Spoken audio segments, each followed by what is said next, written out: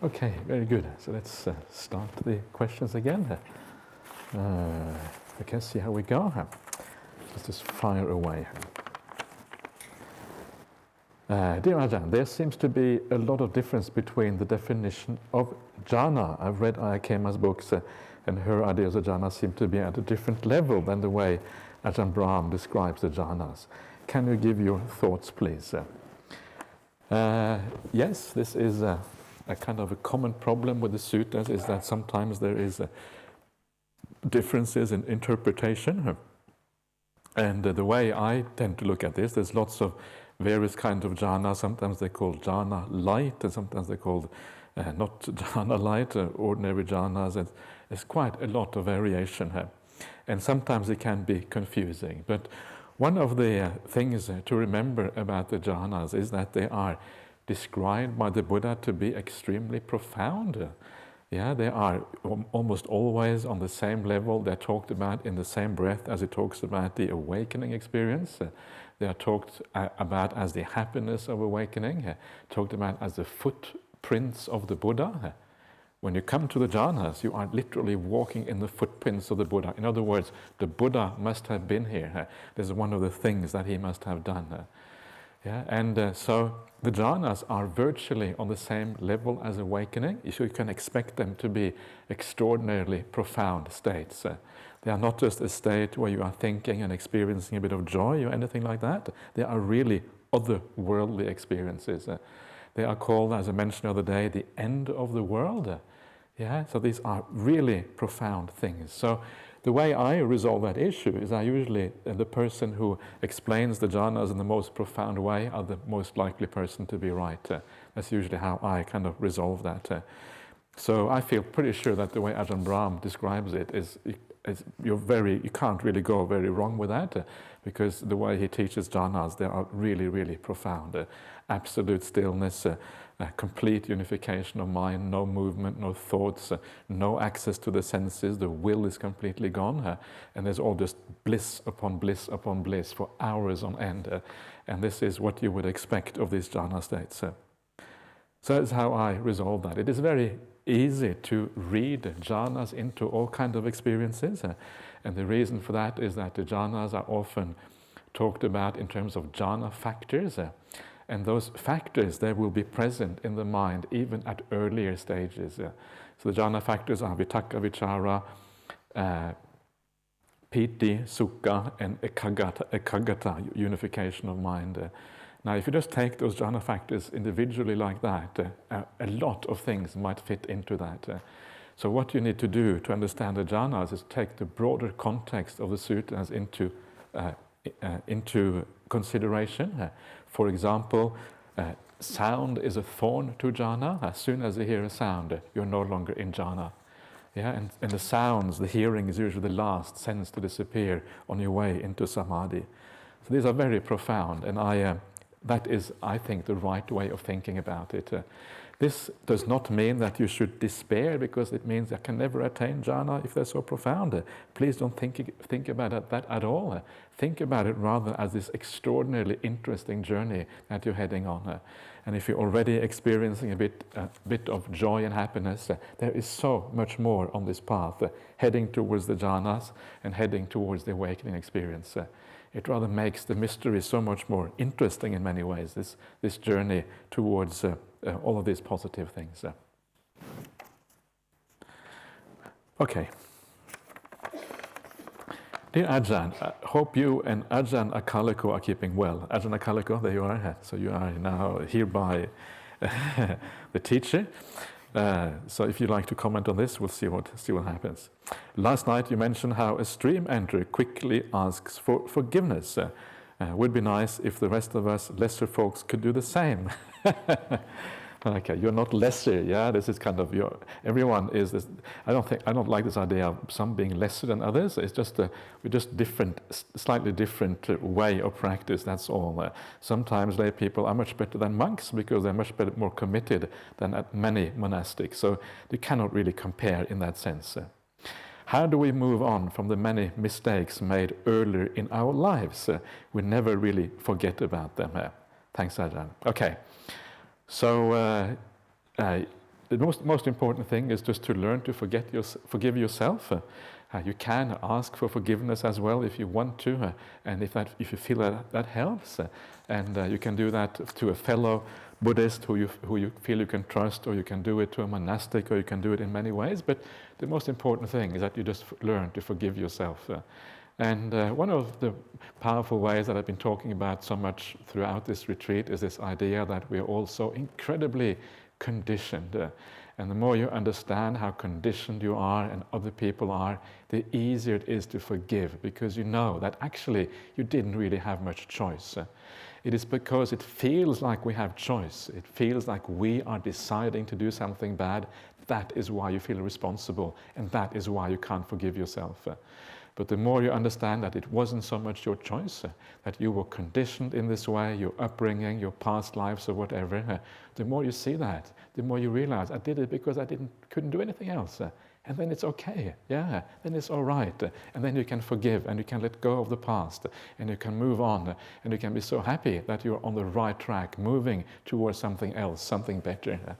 This is really the way to do it. And also, of course, as you do that, you start to appreciate more your good qualities, because it's obvious that you have lots of good qualities, because otherwise, you wouldn't even be here if you didn't have many good qualities, heaps of good qualities. So sometimes you learn to see those good qualities and appreciate that in yourself. We tend to be too self-critical. I think we kind of grow up and we always usually get criticized. People usually criticize each other. We don't learn so much about kind of appreciating our good qualities. But actually, especially when you practice this path, there's so much goodness there. And just accept that. It's great. It is not natural for people to live well.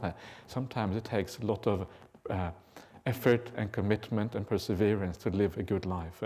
So what a wonderful thing it is that you are here. Practicing meditation, practicing the 8 precepts, trying your very best. It is marvelous. And as you do that, you start to focus on the good qualities, and you forgive the bad ones because you were conditioned into it, and then you are on the highway to letting go of the past. Remember the simile of the salt. The better you live this life, the more diluted the past actions become. The more you forget about them, and the more you leave them behind. By the way, if you wish to ask questions of the bhikkhunis or Venerable Kalak or whatever, or please do so as well. It doesn't just have to be me, especially maybe towards the end of the retreat. So it's perfectly okay to ask some extra questions if you have something special you want to ask about or whatever. Okay. In the suttas, you read this arvo. Samyutta Nikaya 46.2, the connected discourses. Can you please say again what is meant by the things that are grounds for doubt? Thank you. Also, an awesome topic for a talk series of faults would be the 5 hindrances and 7 bodhangas within the framework of the 4 right efforts. Perhaps an idea for a Friday night talk. Okay, we'll see what happens. The grounds for doubt, it just means that you are focusing things in the wrong way. You're looking at things from a doubtful, from a perspective of kind of that is always doubting things. And this can be problematic. Of course, there is a basis. You should investigate things properly. But there comes a point when you have investigated it enough and you need to turn more towards the Buddha's teachings. A typical example in the present day would be all the conspiracy theories that you find on the internet, heaps of conspiracy theories about everything.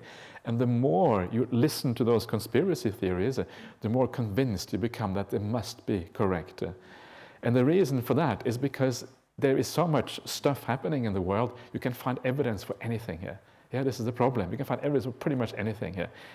There's always going to be some gaps in knowledge, some holes, some things going on, regardless of what it is. So if someone is looking for evidence for things, they will find it, and they can build up a theory that is really kind of, really contrary to what actually is going on. So this is the problem. So if you keep on looking in the wrong place enough for long enough, you can doubt anything really. So sometimes you need a more of an overall perspective.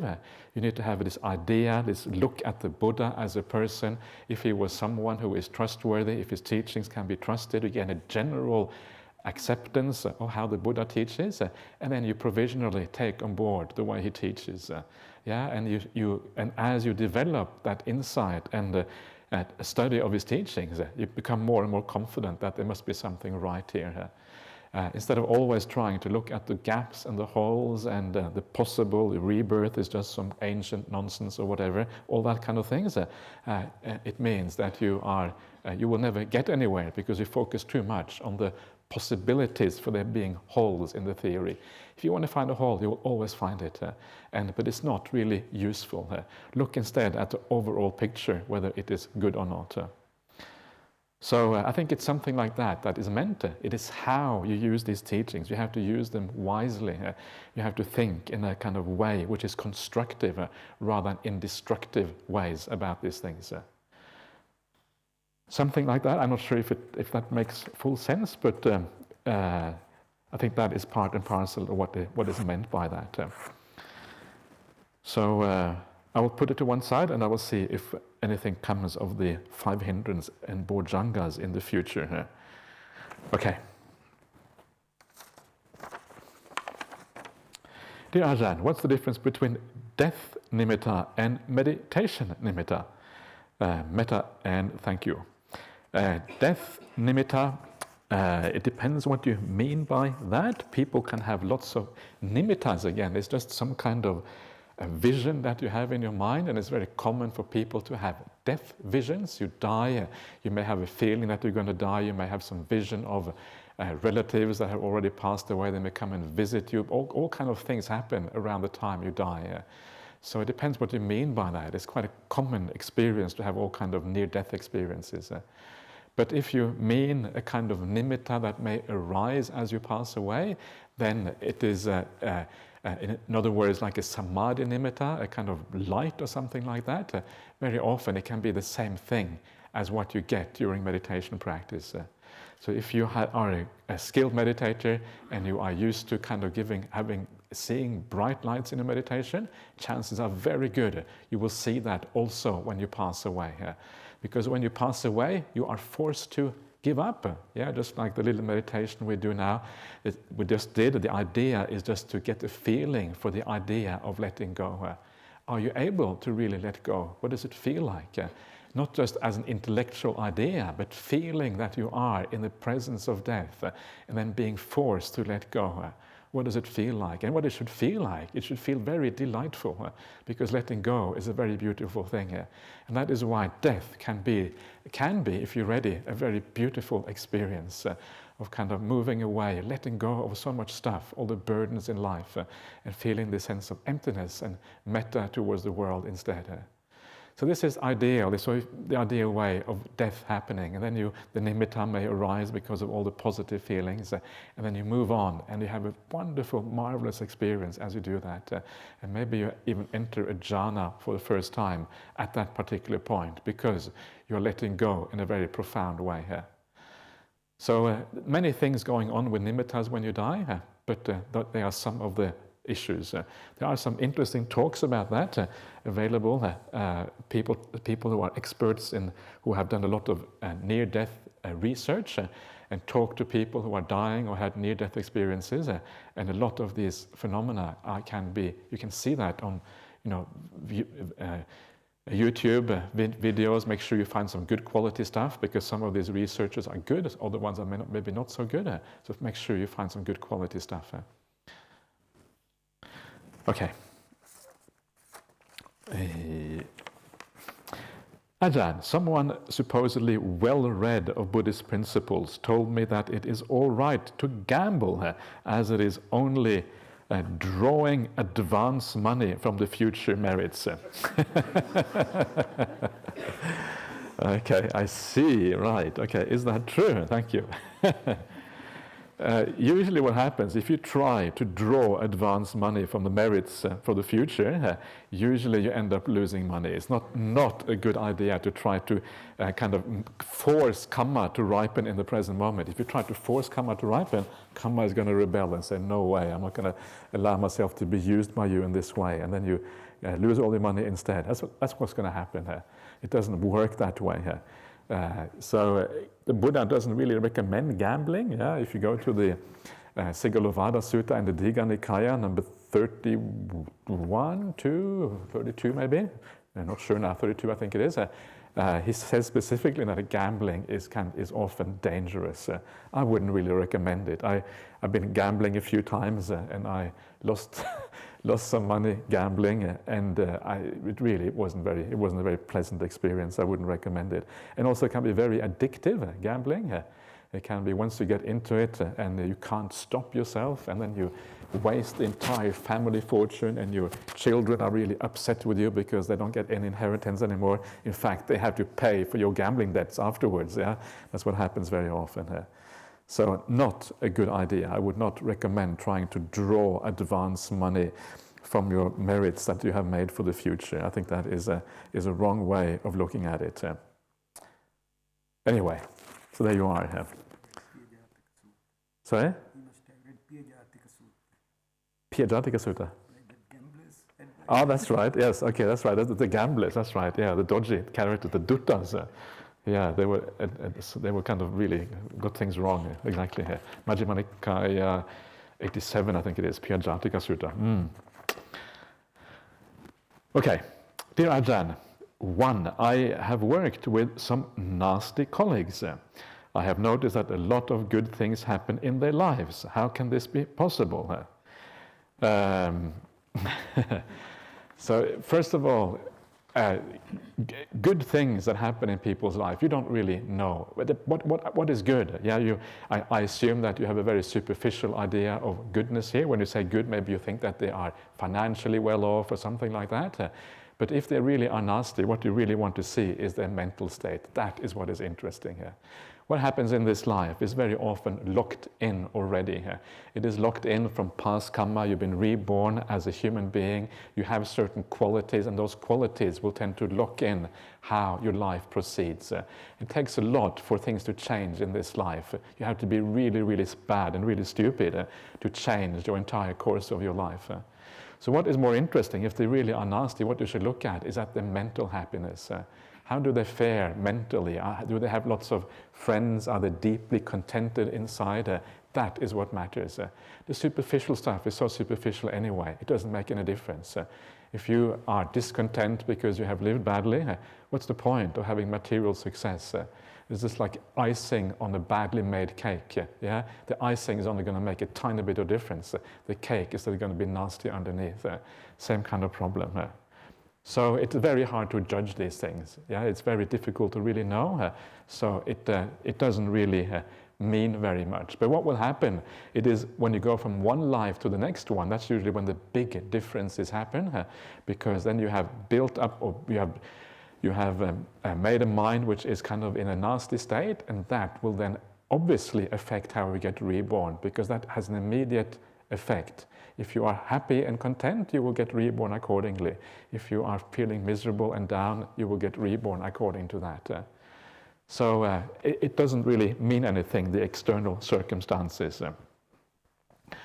Number 2, I still have bad feelings towards them. How can I get rid of these if there are no good qualities in them to focus on? If there are no good qualities to focus on, then you have compassion. Yeah, people who have these things, they are bound to suffer as a consequence, and they are certainly moving towards lots of suffering in the future. Even if they have some temporary success, maybe it looks like they are successful in climbing the corporate hierarchy by doing nasty things to their colleagues. Sometimes these things happen. It doesn't mean anything. For them, it's going to be an empty victory at the end of the day. Maybe they go up the hierarchy. So what? It's empty inside. You have no real happiness. What's the point? Much better to be contented inside and not to climb that corporate hierarchy. Just be content with what you have. Who cares? What difference does it make whether you are at one level or another level? It makes probably no difference at all. After a while, you get fed up with your new level and you want to go even further, especially if your self-esteem and your value is all about how high in the hierarchy you are and not about how you live your life, then chances are you will always crave for more because you will never find that satisfaction. You are, in many ways, destroying your life by living like that. So very good grounds for having compassion for people like that because they are really destroying their own lives. That's what they're doing here. So please have compassion when you see bad things happening in the world there. Dear Ajahn, you briefly mentioned about emptiness. What is emptiness? What does it mean for daily life and meditation practice? Mahayana tradition mentions about the Heart Sutra. Does it exist in one sutta? Emptiness is just a synonym for non-self, for anatta. So emptiness just means that when you look inside of your mind, there is nothing there that you can really hold on to as the real core, the real self, because things are always changing. Even consciousness itself is an empty process that is always moving around. And if you try to grasp onto anything in there as the real you, you will always be disappointed. So it's just a synonym for non-self. And in the sutras it says that 5 khandhas, they are empty of a self, and anything that belongs to a self, atta, attaniya. So that is really all it means, but it's just a particular framework or a particular angle from which to understand the idea of non-self. What does it mean for daily life and meditative practice? Doesn't mean very much for daily life, probably. But what it means for meditation practice, well, it can mean something for daily life. It's a bit like non-self. It just means that people are conditioned to be what they are. So it means you have more metta and more kindness and more compassion for them because you understand that they are who they are because of cause and conditions and not because they want to be that way or because they are, that is their self, anything like that. Mahayana tradition mentions about the Heart Sutra. The Heart Sutra is a short sutra which is similar to the Prajna Paramita Sutra, which is one of the core sutras of Mahayana Buddhism. Does it exist in one sutta? I guess you're asking, does it exist in the Pali tradition or Theravada tradition? No, it is not. It is only a Mahayana sutta. But yes, they have that sutra. It's a contraction of the larger Prajna Paramita Sutra, one of the most popular and important suttas in the Mahayana tradition. I don't know all that much about it, but so that's all I can do. So, okay.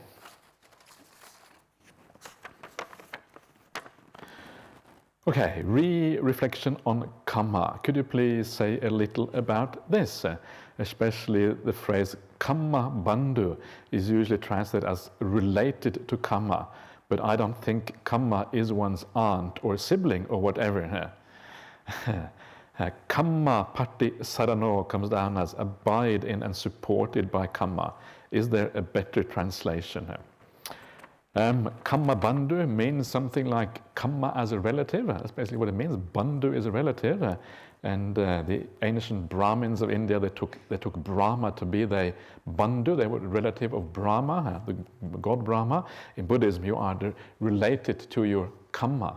And it's not related in the sense of, something external to you. It is more like related in the sense that this is close to you, something that forms you, that affects you in a very powerful way. That, in that sense, you are related to it. So you take it as your something very close to you in your life. Kamma pati sarano, it means that you take kamma as your refuge. Abiding and supported by the kamma means it is pati sarano. Sarana is the same word as the tisarana, the 3 refuges. And so the same word is being used here. It is your refuge in the sense that if you make good kamma, then you have a refuge for the future. You have a security. You have kind of a savings in your bank account that you can draw on later on down the line. in that sense, it is your refuge. If you made bad karma, then you don't really have a refuge, or you have a bad refuge, or whatever you want to call it, because you're going to suffer as a consequence. So one of the other things the Buddha says about karma, he says that you are the owner of your karma. So the Buddha often talks about all the things in the world. You are not the owner of them. You're just borrowing all the worldly things, and you have to leave them behind very soon.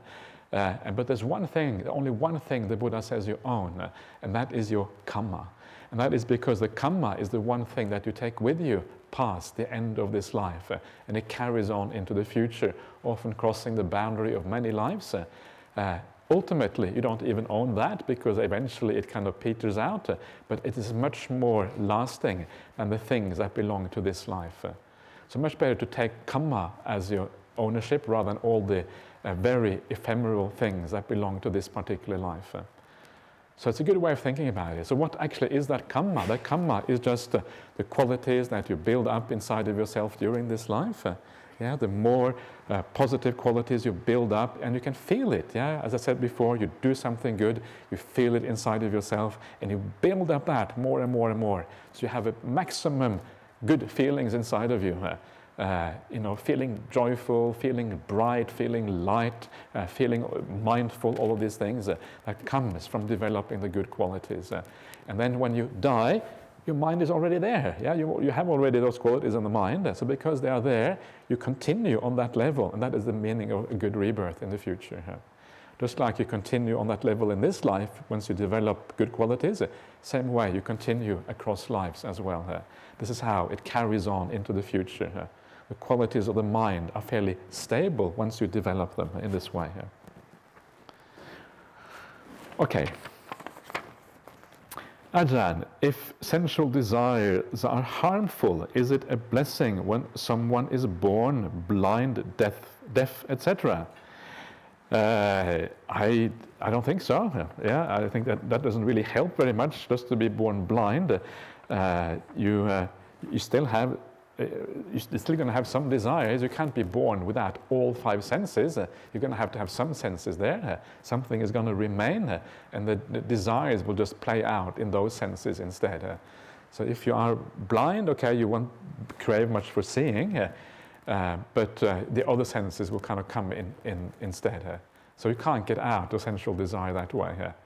I don't know if you had some cunning plan here or what, but...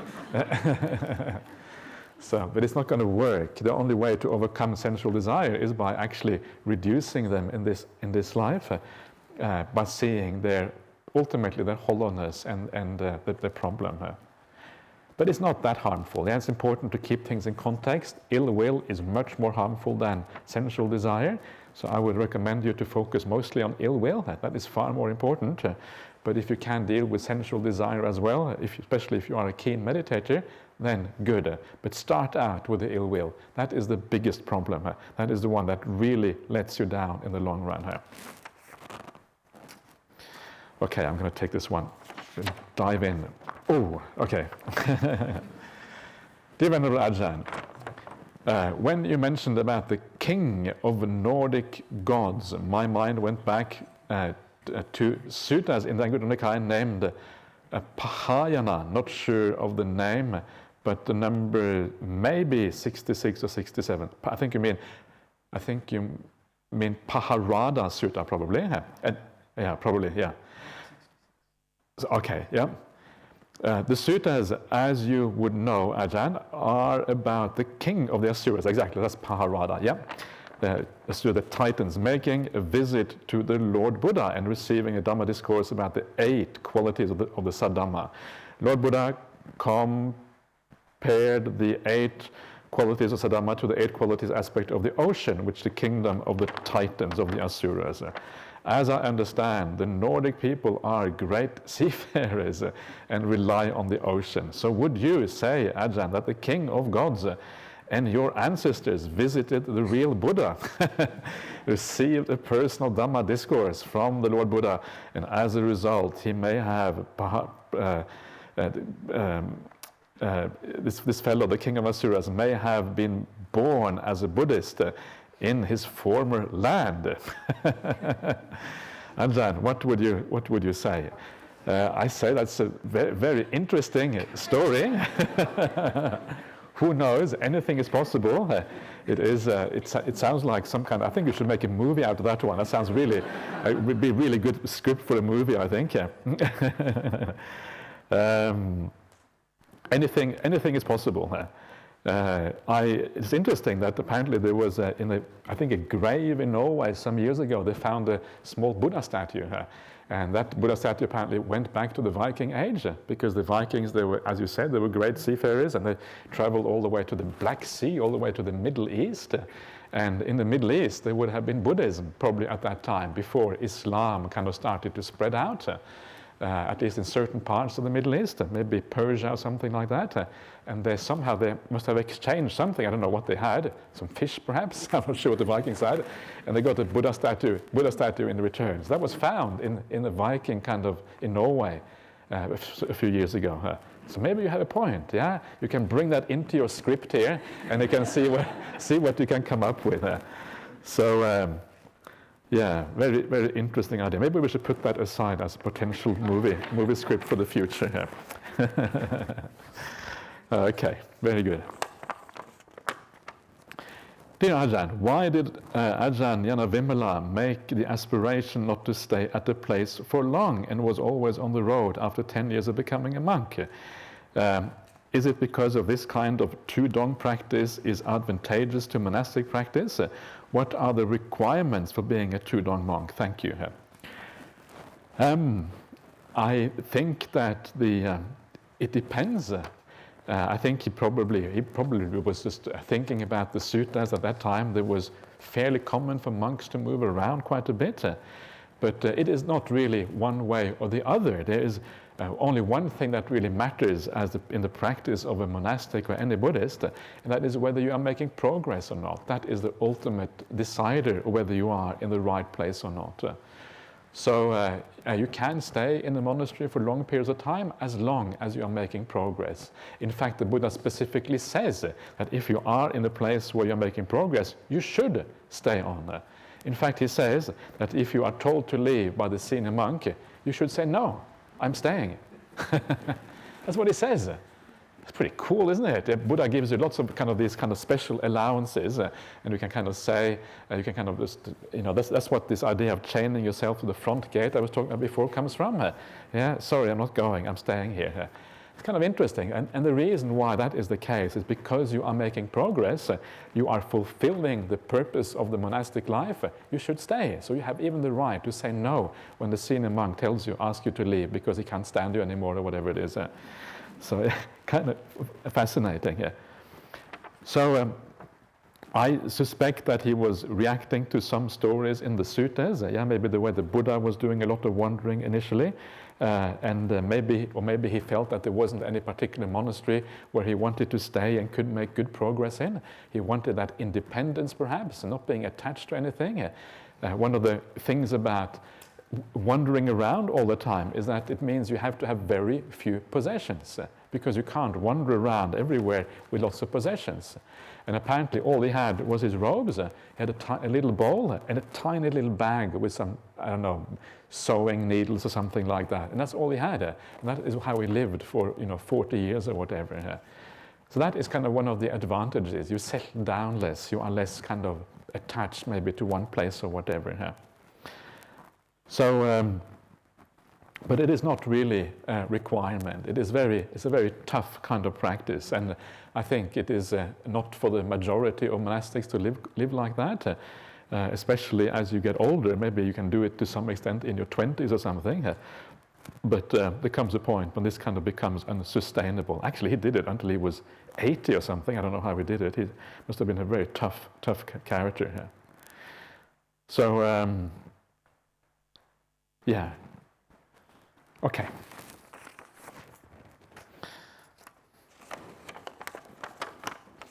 Dear Ajahn, I cannot see how someone can enjoy indolence. Please explain more about this. If you can't understand it, excellent. Yeah, there's nothing more to explain. There's no need to explain anything here. You are on the right track here.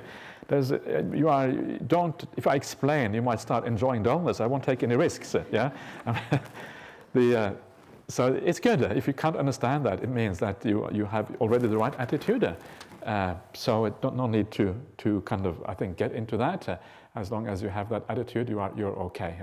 It just means that for some reason you enjoy it because suffering too much and you just want to dull out, something like that. Okay, sorry about that. That's a very quick, very short answer here. Dear Ajahn, what is the Sutta Nipata? Why is the Metta Sutta, Mahamangala and Ratana Sutta in the Sutta Nipata and not in the Anguttara? Diga Majjhima Nikaya, like the other suttas, where they added afterwards or recited not by the Buddha. Thank you, Ajahn. Sutta Nipata is a collection of suttas found in a book, and that collection of suttas is called Sutta Nipata. That's really all. Nipata means chapter, something like that, and Sutta means sutta, the chapter of suttas or something like that. It's a kind of slightly strange name. And it is a collection that is unique to Theravada Buddhism, Pali Buddhism. Many of the suttas that are there are also found in other schools, like you find them sometimes in Chinese translation, which often would have been the Sarvastivadin school perhaps, or something like that, but not the entire collection, only small parts of it, like the Atthakavagga, Parayanavagga, Ratana Sutta, and a number of other individual suttas. I don't even know all the details of that. Why are they not in the other collections? It's very hard to say. The other collections don't usually have suttas that are entirely in verse.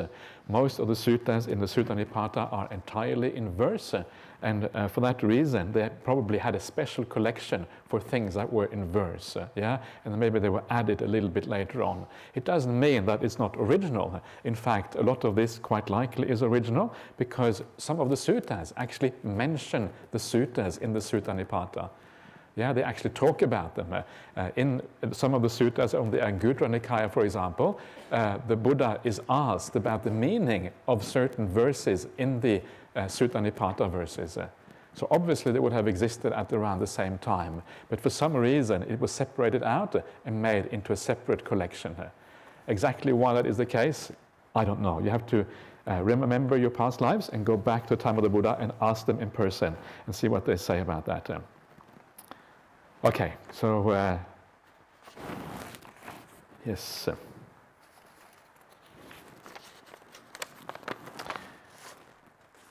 Okay.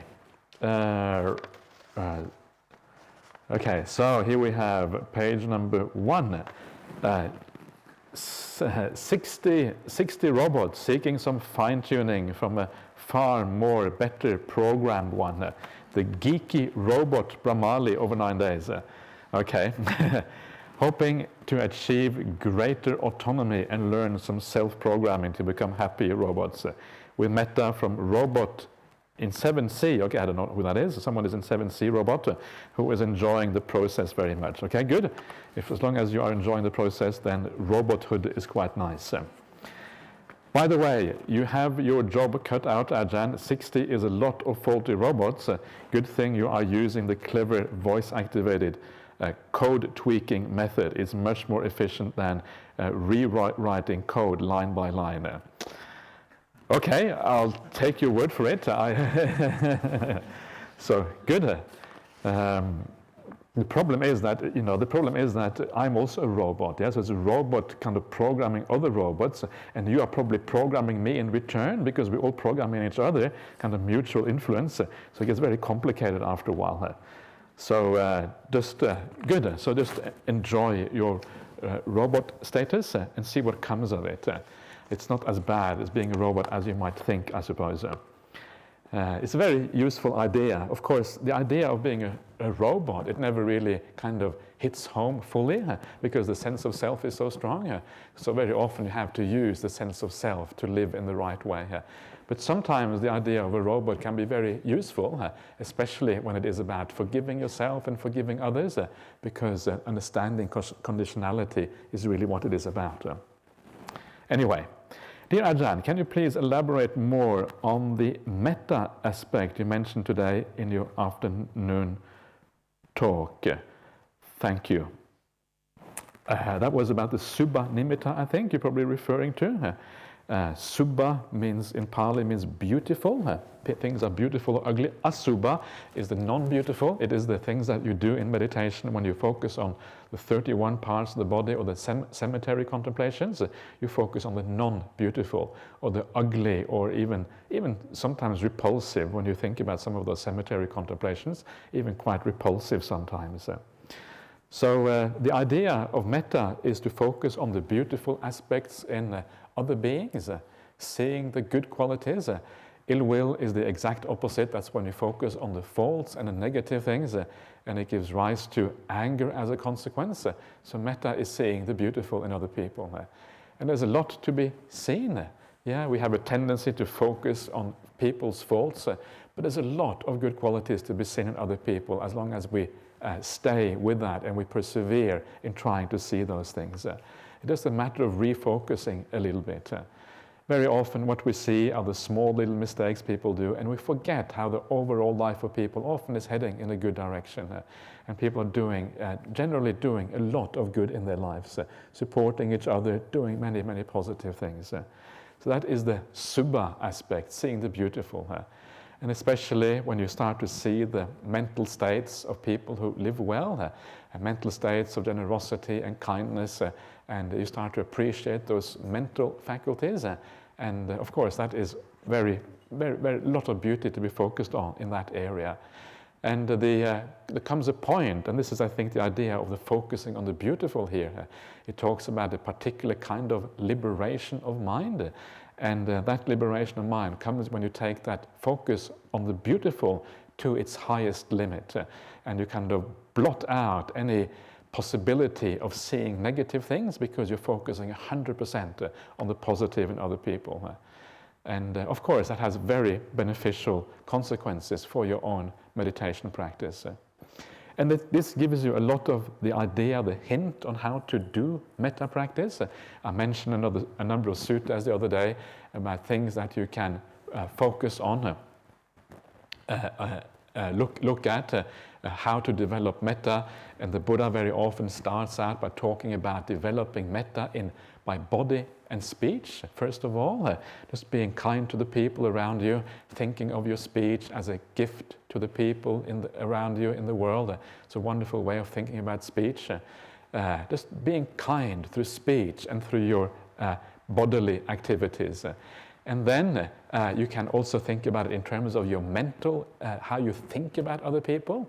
I'm not talking about meditation, just in general, how you think about people in ordinary life, and try even to think about people with metta. Sometimes it may not work, sometimes you may have to use compassion, but either compassion or metta will always work.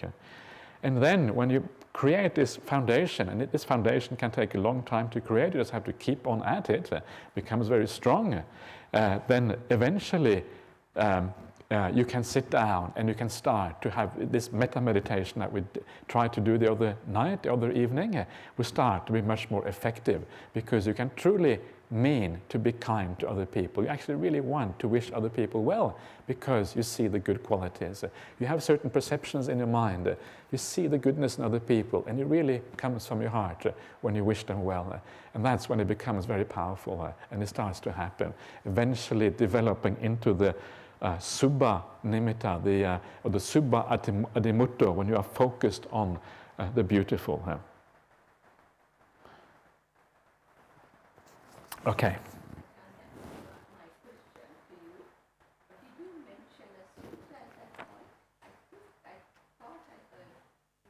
Did I mention a sutta at that point? I think the idea of Subha Adimutta, I think it is one of the 8 Vimokas. So I think if you go to one of the suttas that has one of the 8 Vimokas in it, I think the 3rd Vimoka or something like that is the Subha Adimutto, I think. It's not actually talked a lot about. It's kind of just one of those things that are there. So sometimes you have to draw things together from different sources and make something out of it. Yeah. Can you remember sutta? Mention sutta? No? Yeah?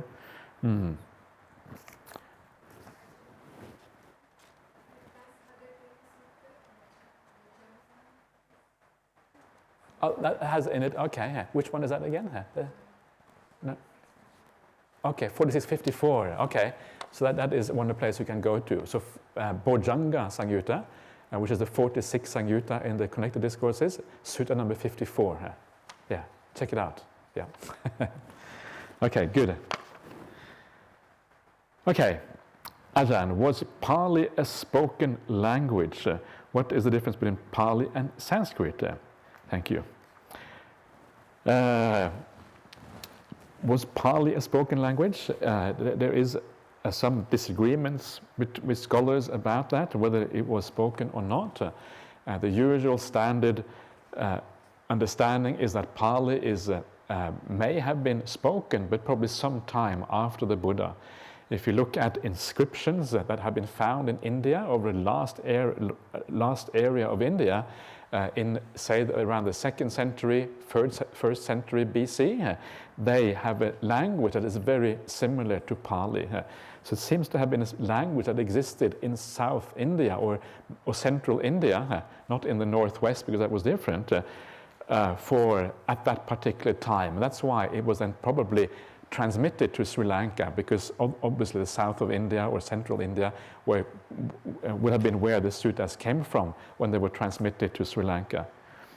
But the difference between this particular language and the language spoken by the Buddha would have been very small. It wouldn't have been much difference. So in some sense, you could possibly say that the Buddha spoke Pali. It's a bit like the English language. If you look at the English language, it has changed so enormously over the centuries. And if you look at English that was spoken, say, in the 14th century or something like that, Chaucer or something like that, it's actually sometimes it can be hard to read because the language has changed so much. Even Shakespeare, it sounds quite archaic when you read Shakespeare. And that is only, 400 years ago or a bit more than that.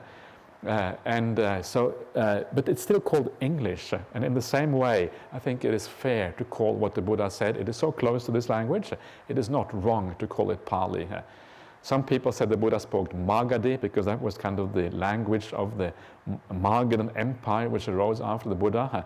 But that doesn't seem quite right either, because the Buddha wasn't born in Magadha, he was born further north.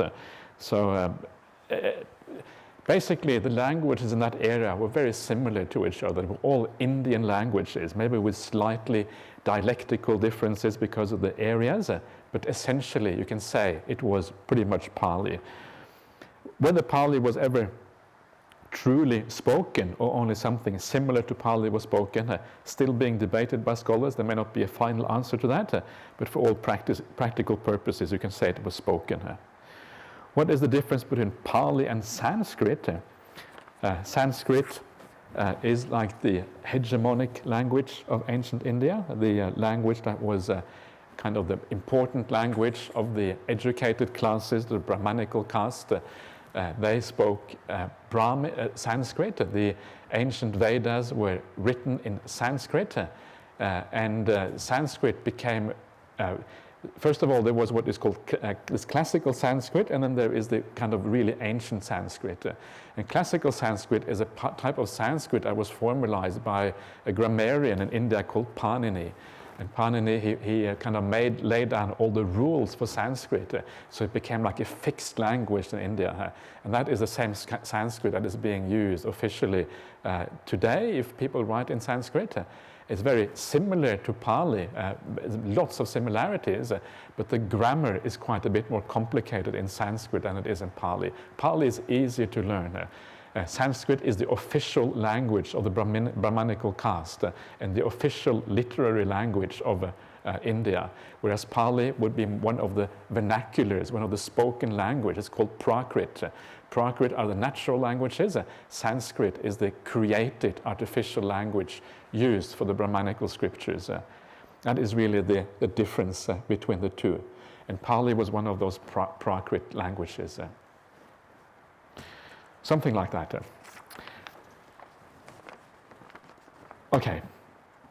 And of course, at a later stage, even Buddhist texts were translated into Sanskrit, because Sanskrit was a very prestigious language in ancient India, so some of the Buddhists wanted their scriptures to be more prestigious, so they translated into Sanskrit. Whether that was a good idea, not sure. Prestige can sometimes be a bad thing, but anyway, that is what they did. Devante, technical question. Does the rise and fall of the aggregates, khandas, form a moment of consciousness? Please correct me here. The idea of moments of consciousness is really an Abhidhamma idea. It does not really exist in the suttas in quite that way. In the suttas, you focus on things coming into existence and then staying for a while. This is how it is mentioned in the suttas. They arise, and then they stay, and they change while they stay, and then they cease. So in the suttas, there is a much more extensive lifespan over the things that we experience. A feeling can last for a while, a perception, all these things can last for a while, arising, changing, and eventually ceasing. In the Abhidhamma, this is formalized into moments. Everything just comes into existence and then disappears again. And there's no real room for changing while it is in existence. So this idea of momentary consciousness is really a later development when they try to make a philosophy out of Buddhism and they try to pin down everything with absolute accuracy. And sometimes things get lost when you do that. And I prefer the terminology used in the suttas of things often said to last over a long period of time. For example, the Buddha talks about the physical body, and when he talks about the physical body, he says, well, it lasts for 80 years, yeah? It is there all the time. It is kind of has a lasting, the mind changes all the time, but the physical body lasts over a long period of time. So this is more how the Buddha talks about things, and it is more natural in a sense, whereas the Abhidhamma tries to kind of draw out some ultimate principles for these things. That's how the Abhidhamma works. So it's best not to think in terms of moments, things in terms of change instead, arising, changing, and then ceasing. And that is what the rise and fall of the, not really rise and fall, more like the arising and disappearing. Rise and fall gives the feeling of something that might always be there, but it kind of goes up and down like a wave. But this is arising from nothing, disappearing into nothing. There's a different kind of idea about what is going on now. Okay. Dear Ajahn Brahmali, though your prediction of only going downhill seemed to imply I would succumb to the will instead of exclaiming sabbang aditang, still I say aho sukhang. Still the best retreat ever. Okay, very good. So instead of exclaiming sabbang aditang, everything is on fire, is sabbang aditang. Still I say aho sukhang, oh what happiness. Good, I'm very glad that you say that, that's really nice. Just wondering if you can fit in at the end of a Q&A session, please read us the Upaklesa Sutta, the part where the Buddha says, better it is to walk alone at ease like a tusker in the woods. Thank you so much for your wisdom and Veda. I'm looking forward to the Potalya Sutta tomorrow. Okay, that's very good. I will see if I can can read out those little verses. They are indeed very nice, very beautiful little verses. I'll see if I can get those out and we can maybe have a look at them tomorrow. I haven't got anything with me here and I can't remember them off the top of my head, so I'm going to have to find them. Okay. Dear Ajahn, how can one be born in the Deva realm? Okay, is that your plan, to be reborn in the Deva realm? Are you sure that's a good idea? You can try that as a temporary stopgap measure, but then you have to go beyond later on. Yeah? That's kind of the idea. So what is required for being reborn in the Deva realm? And what is required is you have to just live well. You have to be kind. You have to be compassionate. You have to do all the right things. You have to avoid the bad things. And as you do that, then eventually you build up enough good qualities inside of you, you get reborn in the Deva. But you have to be a little Deva right here in this life. Can you be a little Deva in this life?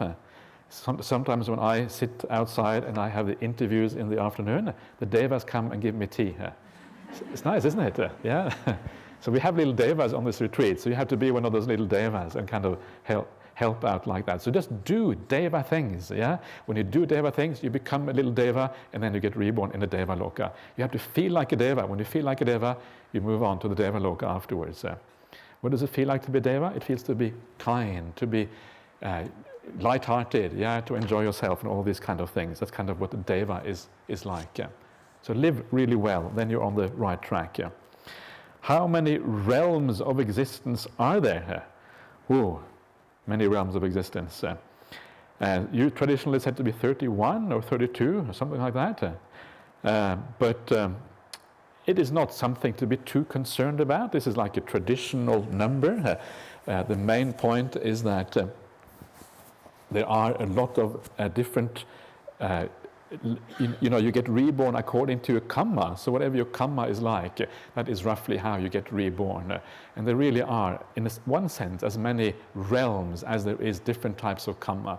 Within the human realm, we could always subdivide the human realm if you wanted into different karmas, because people are so different. And in the same way, there's just you could really subdivide the heavenly realm in many, many different ways, presumably. But there is a traditional way of doing it. And perhaps, I don't know how seriously that is to be taken, how fixed it is. Probably not all that fixed.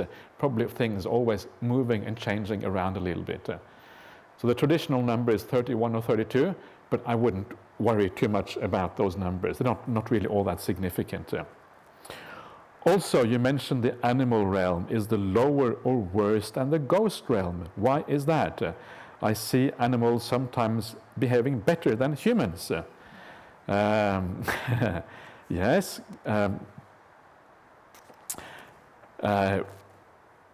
Why is it? Why it is true? Because animals are kind of stuck. Yeah, they can only behave in a certain way because they are so heavily conditioned. Human beings, they have more freedom, and sometimes they abuse that freedom that they have, and they behave really badly. And you kind of your animals, they seem really kind compared to those humans. So there's some truth to that because of the limits of being an animal. But that's not really the point. It's not how animals behave.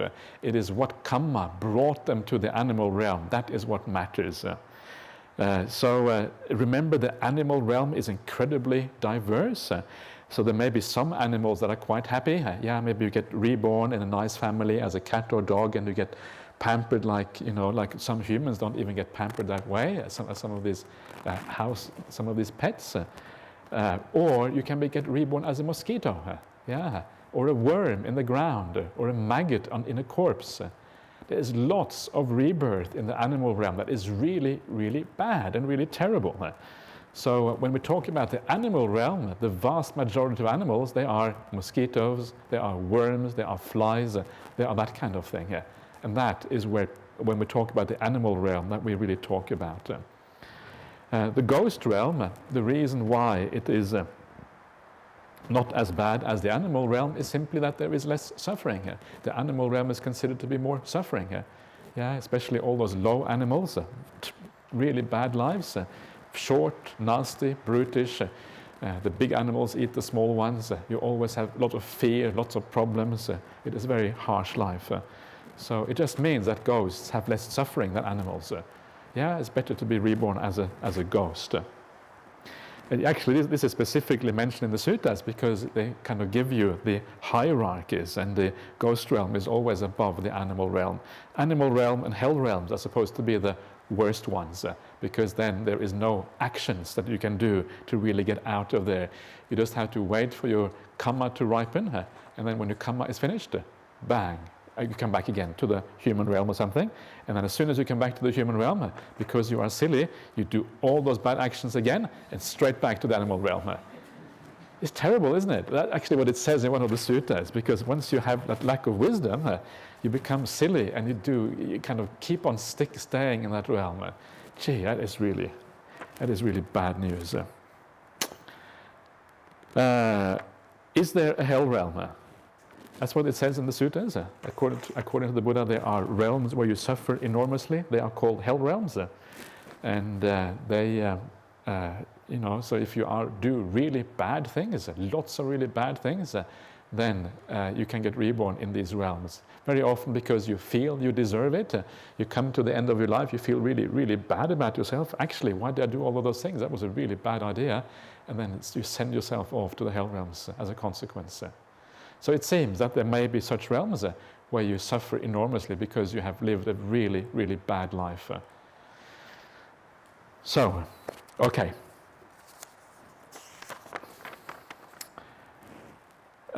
Okay, hearing ill will as resistance was a bit of a light bulb moment for me. I'm so grateful that we have a wonderful teacher like yourself who keeps the Buddha's teachings alive. Thank you. Yay! Okay, good. I'm very glad that you are getting something out of it because people are always different. You never know exactly what people will enjoy. So it's great. It's always nice as a teacher to feel that you reach some people. If you don't reach anyone, at least I'm teaching myself. So I can't lose, yeah? This is a win-win proposition from my point of view. So that is an extra bonus that people are enjoying it, of course. That's great. Dear Ajahn, suppose there are 3 types of insights, the small insight, the deep insights, and the penetrating insight that uproot the kilesa, the fetters. My question is, if a person gains full enlightenment by wisdom through stages of enlightenment, how many penetrating insights will he experience?